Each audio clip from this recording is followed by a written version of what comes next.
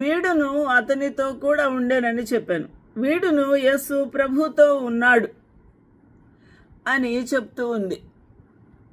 అందుకు పేతురు, అమ్మాయి, నేను అతని ఎరగను.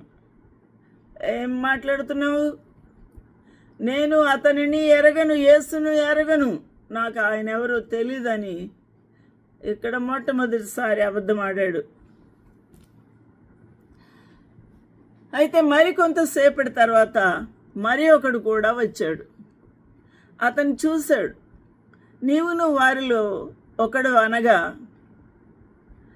పేతురు పోయి, నేను కాను అనను. ఇది రెండో మారు. ఇంచుమించు గడియ అయిన తర్వాత అక్కడ మరి ఒకసారి నిజంగా వీడు అతనితో కూడా ఉండెను అని, వీడు గలిలయుడని దృఢముగా చెప్పి ఉన్నాడు. ముగ్గురు అడుగుతున్నారు, ఒక చిన్నది మరి ఇద్దరు.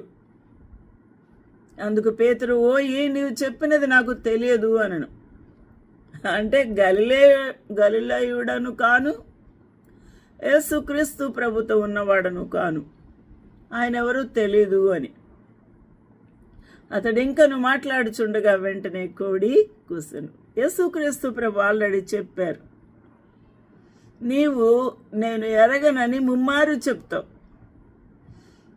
అంటే నేను మరణమునకైనను చెరకైనను సిద్ధంగా ఉన్నాను, నేను అసలు అబద్ధం ఆడను అన్నాడు.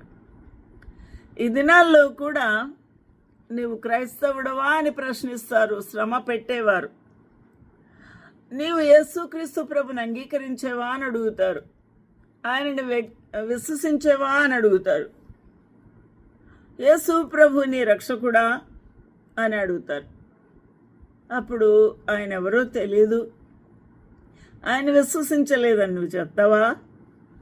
లేక నీ హృదయంలో ఉన్నారు యేసుక్రీస్తు ప్రభు అన్న మనసాక్షి కలిగిన వాడవై, యేసుక్రీస్తు ప్రభుని నేను అంగీకరించిన ఆయన రక్షకుడు అని ధైర్యంగా చెప్పగలవా?